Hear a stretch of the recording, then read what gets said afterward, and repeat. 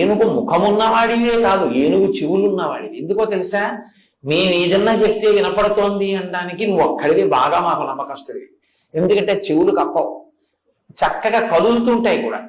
అందుకని ఎప్పుడు వింటూ ఉంటావు మేము చెప్పేటటువంటివి. కాబట్టి గజకర్ణక, అటువంటి చెవులున్నవాడా నీకు నమస్కారం.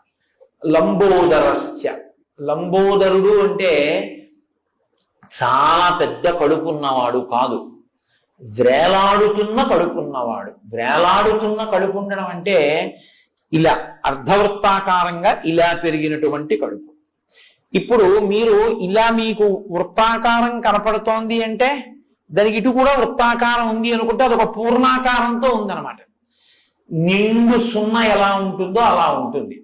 ఇప్పుడు ఈ లంబోదరం ఎందుకుందో తెలుసా అండి ఆయనకి? లంబోదరాన్ని కానీ మీరు చూస్తే ఆయన మీకు ఏం గుర్తొస్తుందంటే